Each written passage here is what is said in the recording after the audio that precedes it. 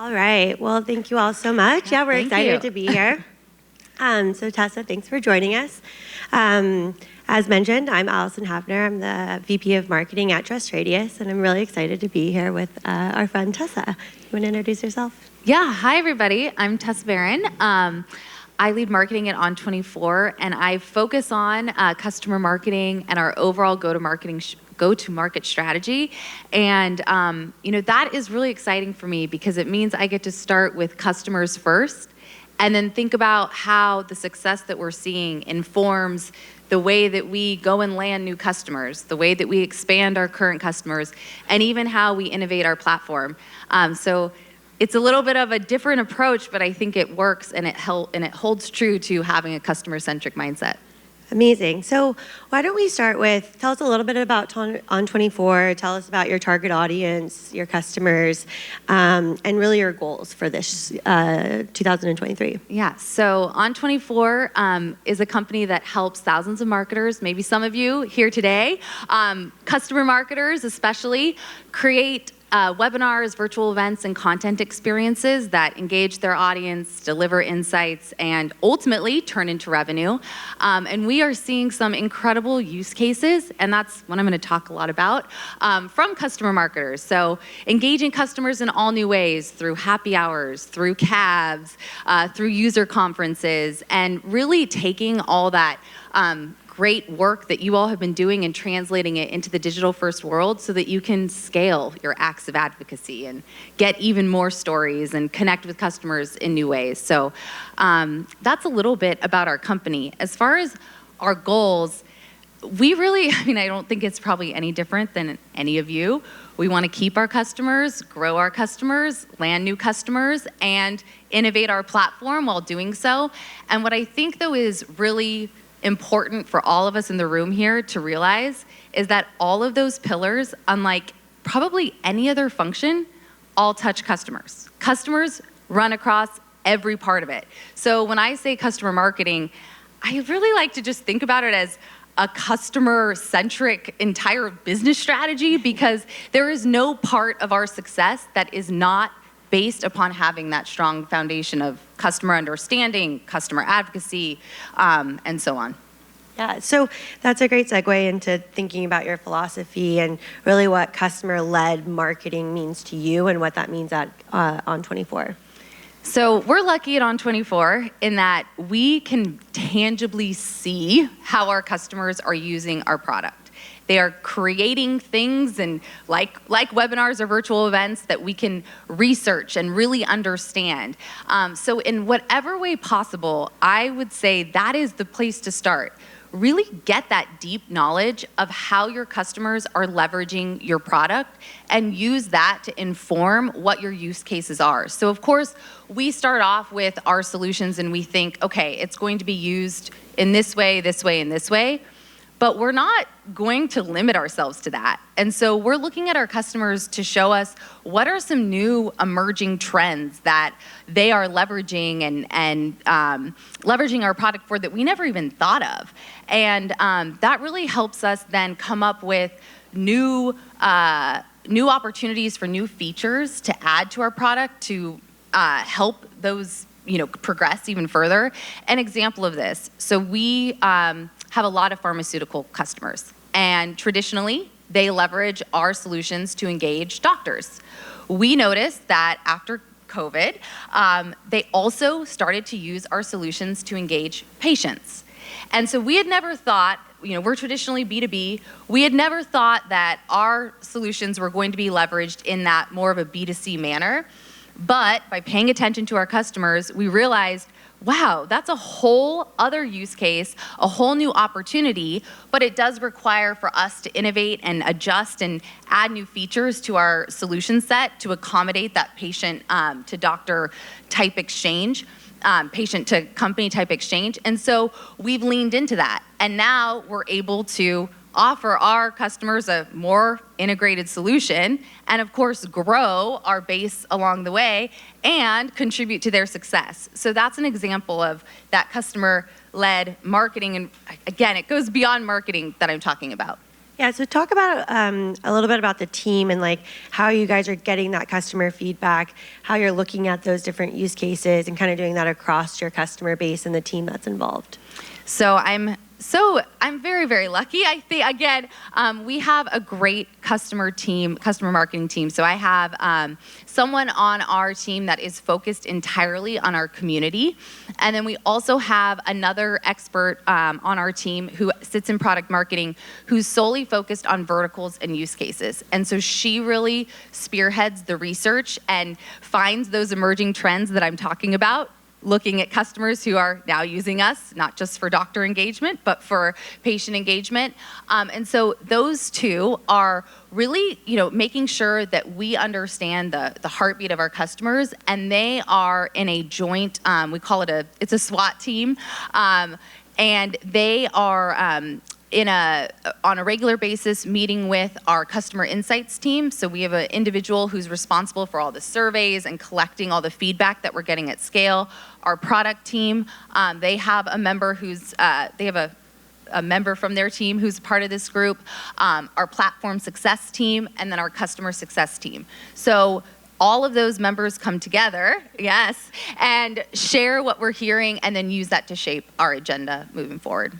So it's a very integrated approach. It has to be. There are so many different touch points that we all have with our customers, and marketing plays the quarterback, but we are not the only group touching customers, so we have to bring in all sides of the journey to ensure that we're able to really get a holistic understanding of what's going on.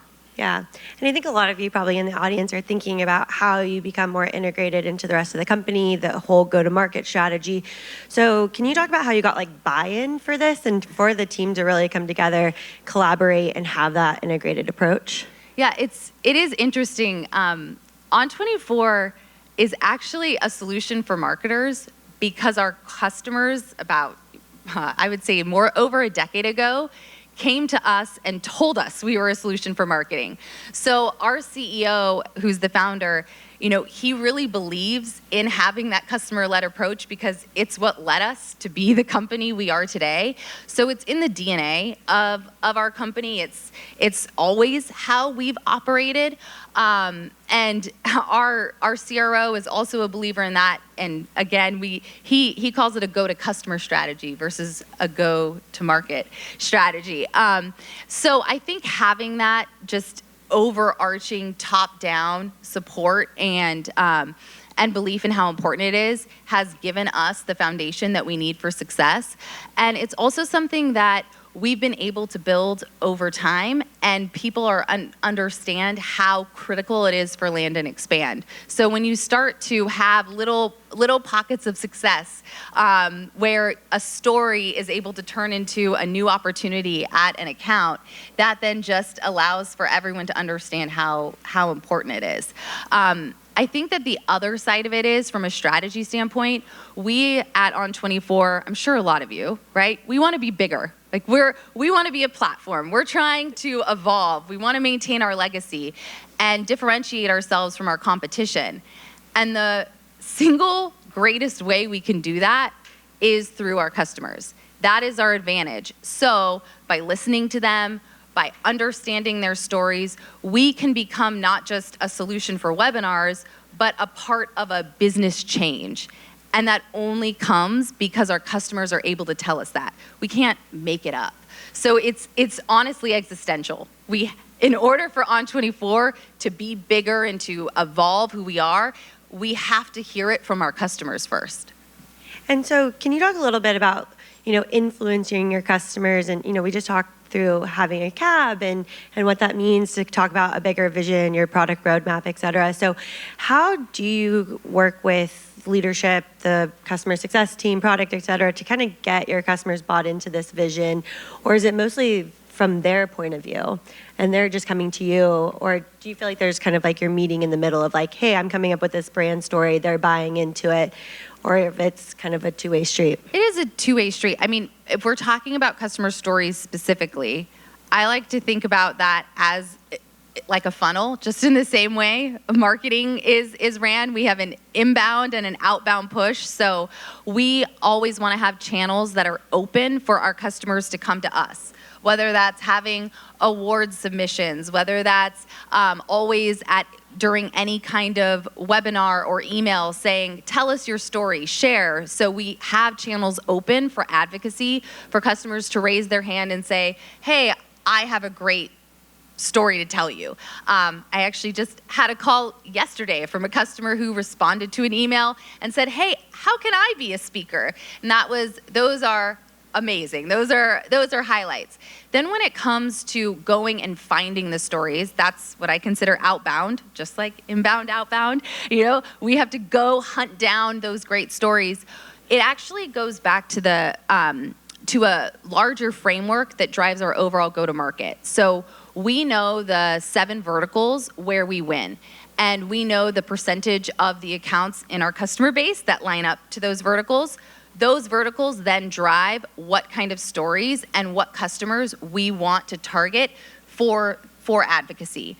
And we break it down one step further. We are then thinking, okay, where are the use cases within those verticals that we know our customers are using us day in, day out? And so that becomes a grid to say, we want a demand generation success story in technology. We also want a customer marketing story in technology. We want a doctor engagement story in pharma, but we also want a patient story in pharma. And so that really shapes how we think about which customers we're going to engage with and the stories that we're going to want to go get, because we know that those are then going to be leveraged in our go-to-market. They become a sales play immediately, because that is directly tied to how we are going to market. And we all know that our customers say it best. So yeah, I mean there is no like I said. If we were to go out and tell the world, hey, we're really important, we are transforming business, I mean, anyone can say that. But having it come from our customers, that's credible. And so let's zero in a little bit. You touched upon it with the sales team. So how many of you directly interact with your field team on a regular basis? Yeah. So, and how many of you would say that that's a really strong relationship? Okay, good. About half. They need you. Yeah. I hope they're sending you flowers and candy and. Right. So when I think about the field team and on 24, you're thinking about, okay, we've created this system of these are the customer stories, these are the use cases, this is how we're going to talk about on 24 to this particular vertical.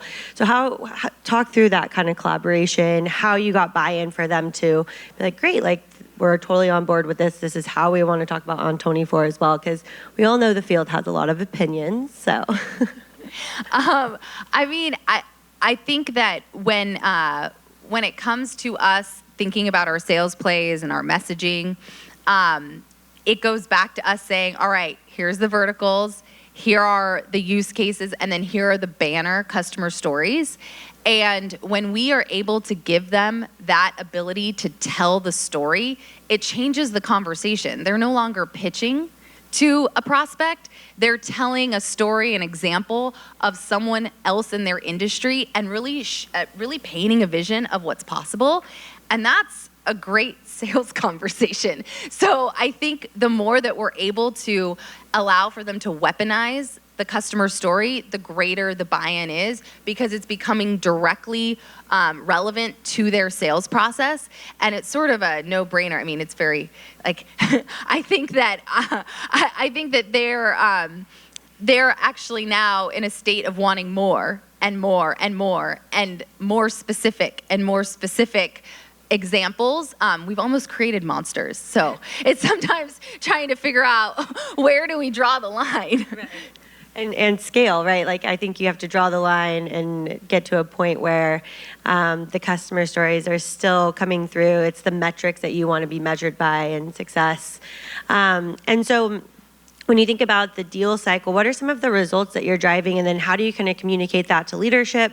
Because I think the other thing with sales is like, if you could just get like a few success stories, then like the whole field team will kind of jump on the bandwagon. But then you also want to communicate that to leadership to show the value, because it's a lot of work what you're talking about. Yes, it's been, it's still in progress. So I mean, it is just finding the great pockets of success and elevating those individual salespeople. So as an example, we launched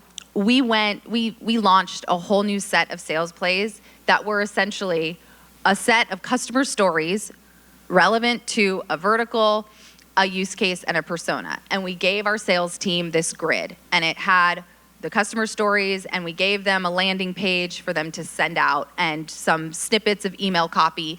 Again, they're just taken directly from the customer story. So we're turning that advocacy into essentially demand gen, or and in some cases, a really powerful ABM play. And one of our AEs, and this was just one example, he was able to land a meeting with a VP at a company because he was able to specifically talk about a need that she had that was enlightened by that customer story. This AE is not a vertical subject matter expert. Once again, this was actually in pharma, interestingly enough. But he was not a subject matter expert in pharma, and he was able to talk about the need to scale their use of KOLs, key opinion leaders. And the fact that he was able to have that kind of conversation with an executive at a pharma company got him a meeting, earned him the trust, gave him an introduction to the practitioner. And that was an example of how that customer story really allowed for him to level up and have so much credibility without actually having to spend years and years in the pharmaceutical industry learning about that vertical in and out. So when that happened, we then, we do a sales play call every single week. We elevated him and had him tell that success story, and it becomes then something others want to repeat. So that was just an example of how customer stories can really open doors. Yeah, and so since this is such a critical part of your marketing strategy and really thinking about that kind of customer-led marketing, how do you collect customer stories at scale, and how do you maintain the quality? Because I think that's a really big key point, is that, you want these kind of metrics. You don't want it to be too anecdotal. You want it to have that, the qualitative and quantitative. So I think quality is really important, but again, it's really not easy to do that. Yes. So in that same grid, I wish I should have brought a slide and had that up there. We do have the KPIs that we're looking for, and that means that when we're going after a customer in a vertical based upon a certain use case, and in this, as an example, if it's about certifications, we then want to ensure that the customer has KPIs that meet it if we're going to invest in that as what I call a banner customer story, and think about that for a video, a write-up, a webinar. But there are some situations where it's a different angle, and that's okay, and it just might mean that it gets it's a lower tier of a treatment, because there are certain aspects that are still important to tell, and it could be a quote, and that's all right. And that's where I think what I like to do first is, what is the story, and how does that line up to the messaging, and how does that match to that go-to-market framework that I talked about, and then think about how you'll tell it. Because if you think about the channel first, you can get caught in a rut of trying to force fit everything into a written case study. And, I'm sure you have a template for that written case study. And then you're in a situation where you're almost like trying to get, you're trying to fit someone to tell you a metric that they don't have. And so we really like to start first with just getting the story and then figuring out what the best channel is to activate it, and knowing that there's various ways that you can do so. Yeah, and I feel like that's a huge opportunity to kind of collaborate with the content marketing team, product marketing, right? Is like, can we get this story and then it can manifest in multiple pieces of content that gets distributed out across multiple channels, so it has a lot more legs to it. Yeah, I mean, even just as an example, we always try to ask the same questions every single time in customer stories, so that if it doesn't make the cut for being a full write-up or a video, it could be turned into a blog post. So now you've got, 10 things customers believe about, or 10 things leaders in this industry are saying. And so that anecdote, which may not be powerful enough to invest in that full write-up, is still great information, great fodder, a great opportunity to bring outside-in perspectives to other content and integrate that quote. So I think it's just keeping a really wide lens on what a customer story could be, and ensuring that it goes beyond just that formal case study write-up. Yeah, I think you can get easily distracted with like the constant need for like a case study.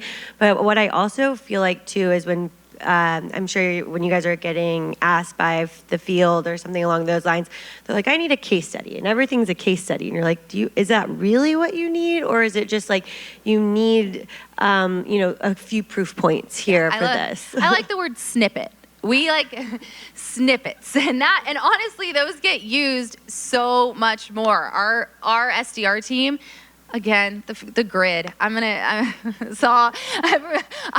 just one big Excel sheet, but actually, they have an Excel sheet of snippets that are specific anecdotes, powerful statements about, for my industry, I have this specific need, and On24 fulfilled it.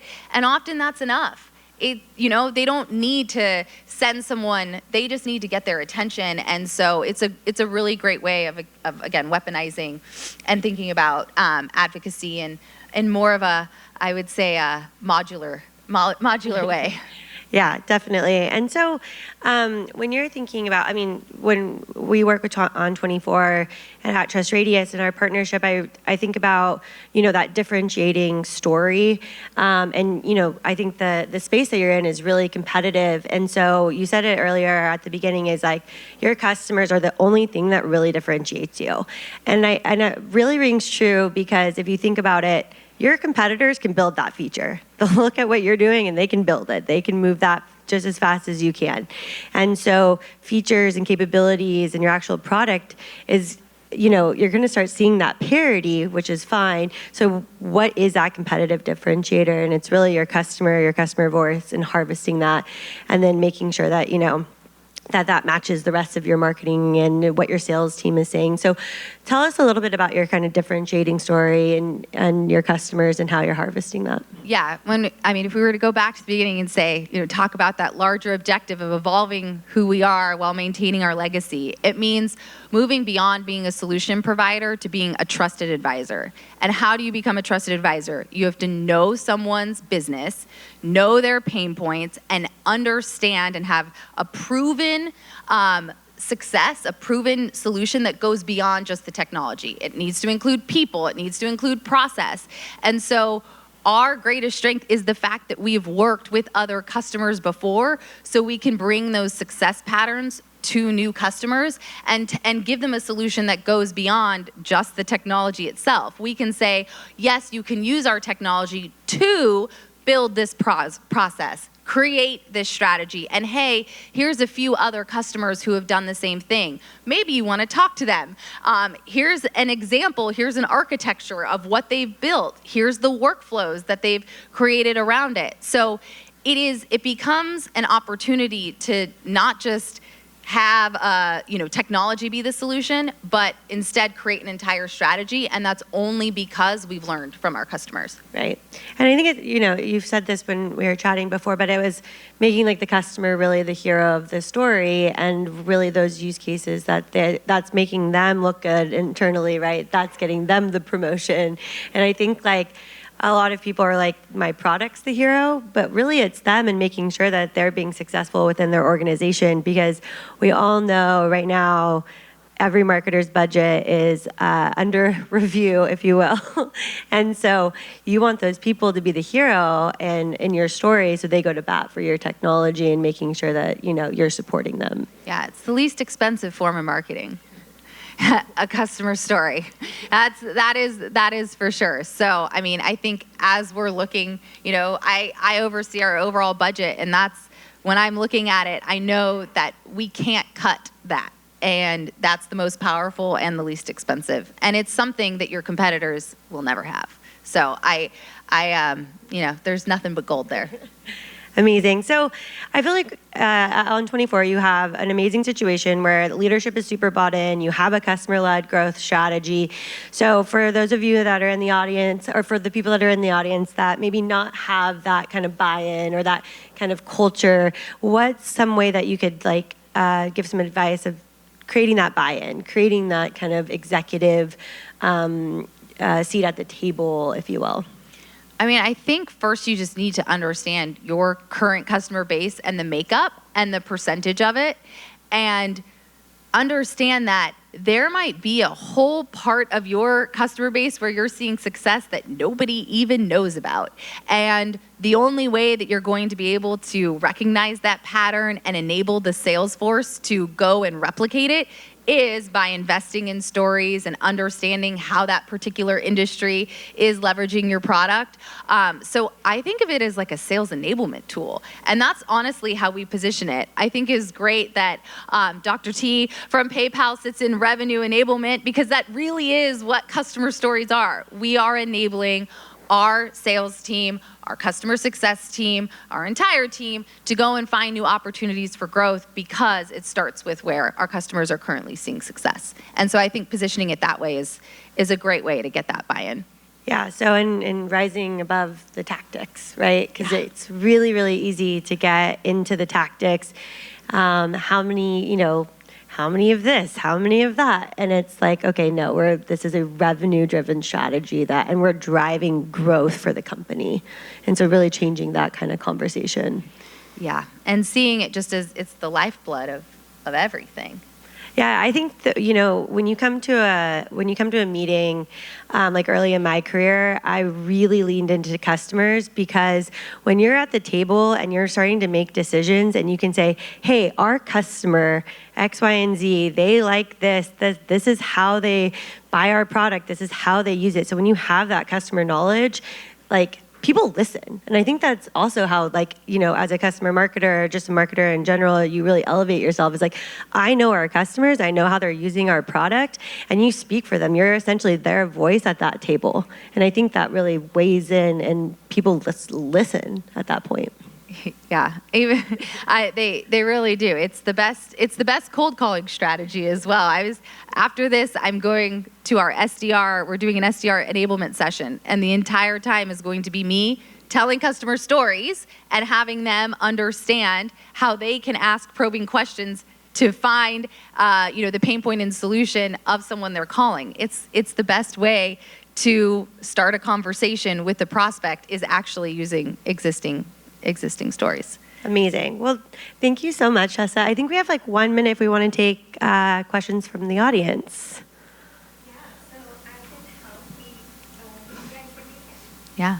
Okay, great. So first of all, thank you so much for sharing all of those insights. It was great to, thank you. Give me the microphone. It was great to hear all of those insights, and really fascinating to hear how you built this culture of alignment internally and with customers. We had a bunch of questions come in, and one of the top ones is, how are you all balancing hand raisers that want to tell their stories, but they're not necessarily aligned with your current goals? That becomes a great blog post. But I also think that there are ways that we can think about it in different ways. So of course, every single story we want to talk about all the amazing revenue, but there may not be access to those kinds of metrics. So time savings, that is something that is very, very tangible, and especially in today's economic environment, that you can get from pretty much any customer to have them explain, oh yes, these 2 or 3 steps that I used to have to take and I don't have to take anymore can be quantified in the matter of I save a week every single month. So it's also, we're thinking about how to massage some of those stories differently. And then, of course, great quotes for blog posts. Yeah. Well, I think the other thing too is like maybe they should align to your current goals. Kind of to your point with like if you're leading with your customers and they're coming to you with this like great story and you're like, oh, it doesn't really align to where we're going. Do you need to reevaluate? And I know you don't want to like always be moving your story around, but sometimes like if it's a really good story, do you need to adjust those goals or do you need to adjust that narrative? And figuring out the right space to channel them to. This one, I saw this one pop up, and this is just on the tip of everybody's tongue. How many stories do you create and publish a year? We're doing 25 at least a quarter. Wow. I think we're hoping to beat that next year. But it is by having that inbound and outbound flow that we're able to do so. Wow, yeah. What? I have one. So I have one person who's dedicated to the advocacy and the storytelling, and then a director above him. So we use an outside agency to write them. Wow, brilliant. That's an amazing accomplishment. The next question that came in is, what do you cover on your sales call every week?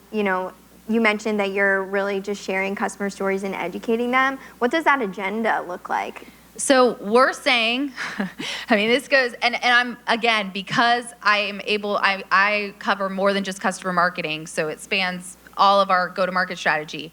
We are getting our sales team on the call and we're saying, all right, we are going to focus on accounts in this vertical with personas of this title. Here are your Salesforce reports. Here is your customer story that you're going to send. Here is your email copy. Here is the specific marketing asset. Go forth. That is what it looks like. And it starts first with, me explaining, all right, we're focused on this vertical. Their pain point is, the trend that's happening. Their pain point is this. The use case looks like this. The ON24 differentiation is this, and it's laid out in that formulaic manner. It's simple, fundamental stuff, but often a salesperson is not waking up in the morning thinking, how can I prospect today? Neither are they thinking, how can I use customer stories to prospect today? So it really helps to make that just part of their daily habit. Right. We also had a few upvotes on, can you share the grid, Tessa? Yeah, I can't. I know. I knew I should have done that. We'll reveal the grid later. Yeah. There will be a grid reveal. And then another question came in. How do you track ROI on these stories? Is it based on a dollar amount, based on, qualitative feedback from the sales team? What does that look like? So we are working through that. Right now, what we're thinking about is when I'm talking about the vertical we're focused on, we're thinking about it holistically. So are we seeing an uplift in that particular vertical compared to when we weren't running that play? On the actual story itself, it's very, very hard. I like to really think of how does the collective improve. So if we know that we've gotten 5 more stories in pharma and we ran these sales plays, are we seeing an uptick in conversion? Are we seeing an uptick in velocity? Are we seeing an uptick in volume of that particular cohort of accounts? I really like to think about it holistically versus for that specific tactic itself, because it is part of a bigger picture. Right. Yeah, and Allison, what are your thoughts there? I was just saying, I think that's where you have an integrated approach and you can really measure that bottom line impact, that pipeline, deal acceleration, closed won. That's when you really are integrated with the rest of the demand gen team, the sales team, et cetera, is when you can actually get to those bottom line metrics and it's just part of the process versus it kind of being this outlier. And I think that's what happens a lot with customer marketing is it's not integrated into everything. And these metrics are not really, you'll want to always be laddering into the bottom line of what marketing is being measured by, which is pipeline, deal acceleration, and closed won, right? And so this next question speaks to, really creating those advocates inside as well. How do you get those other senior executives to buy in and really become evangelists of this customer first approach?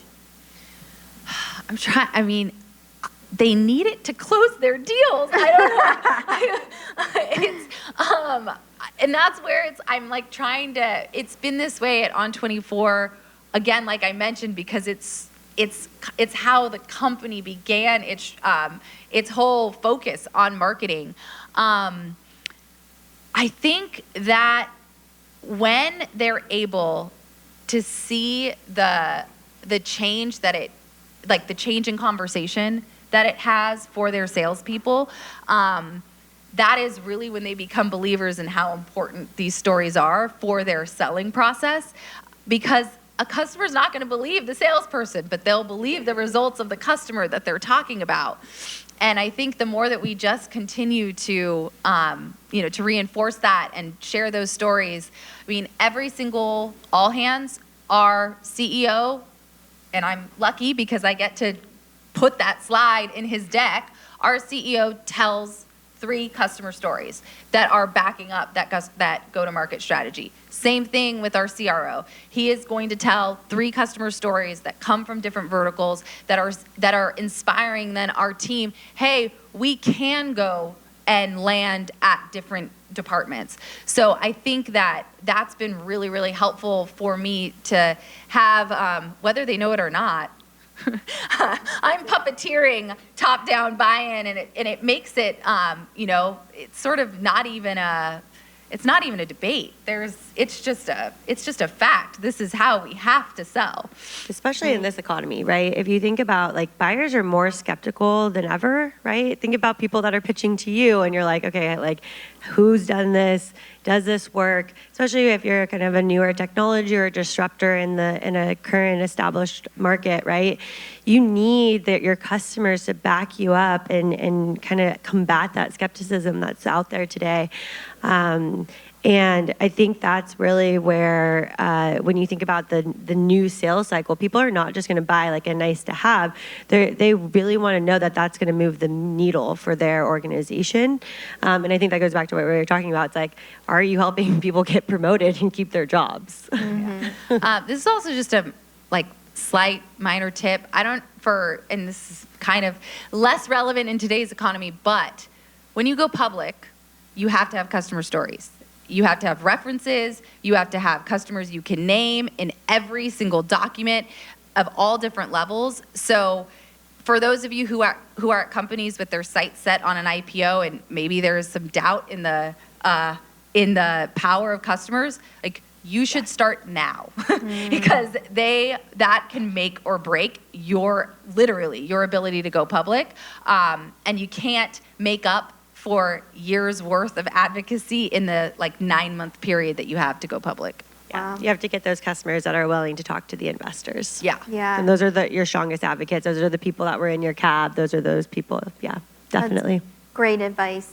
We have time for one more question, so I'll combine a few up here.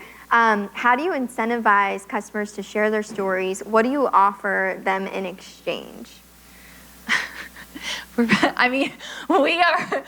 offering the opportunity to showcase their thought leadership and being pioneers of their industry. That is honestly that is the incentive. Of course, we thank them with gifts for their time, but usually, we have not had that challenge because I think when I think back to the hand raiser, the person who I talked to just yesterday, she was saying, we've done so much over the past year, and I want to make sure my team gets that credit. I want to give them that pride, and that's really how we position it. And I think that they feel the same way. And we're lucky because we're marketing to marketers, so we all get it. So that is another reason why I know I'm pretty lucky, but I think having it be seen as an opportunity to get the credit that is so well deserved is great. Yeah. We send them a link to Lupintai, and they can choose what kind of gift they want. It's a virtual gift giving center. Oh, we try to keep it. It depends, but we generally try to keep it under 50 for compliance reasons. How about you, Allison? Any thoughts there? Any go-to customer gifts after the thought leadership benefits? Yeah, I think it's really about the positioning of it. I don't necessarily, your customers, again, like making them the hero of the story and making sure that the work that they're done is getting highlighted is really like just a good way to enter that conversation. But I think it's thanking them for their time. Trust Radius, we work with a lot of our customers to like harvest all of these reviews, but really those are all customer stories. And as part of that, there's an incentive to thank them, and they get, they can pick a gift card or something along those lines. But yeah, it's usually a smaller amount because it's really about highlighting them and the work that they've done, and as an expert, right? A lot of the people that are coming Trust Radius are leaving reviews for On24. They're an expert in the technology, and they really, that could land them their next job. If you're thinking about, hey, I'm going to go somewhere, like I'm an expert in On24. I've ran that platform. I've created a lot of webinars and a whole event series, et cetera. Here's this review I wrote. They're like, oh, right, that shows their expertise and can potentially get them that next job because they're an expert in your technology. Yeah, also people really don't have a lot of time to do their own internal success stories. So I often position it as that, like, we'll do all the work for you. And then you can use that to go and, this will be the presentation you give to your boss at the end of the quarter, or it's your template that you can keep updating. So when we position it that way, it's like, oh yeah, all right, great. More light bulb and moments. then, Yes. and then I'm going to present on the next all hands and talk about how great I am. Yes, got it. Please. Brilliant. Yeah. Man, that's such great advice. Thank you so much, both, for going into this topic. I think many of us found it really inspiring to hear about just how much alignment and kind of it gives me personally, it's like this North Star structure to work towards, especially for 25 stories a quarter. It's brilliant. But Allison and Tessa will be around later today, right? If you have more questions for them. But thank you so much for all of that wisdom. We really appreciate Definitely. it. Thank you all so much. Yeah.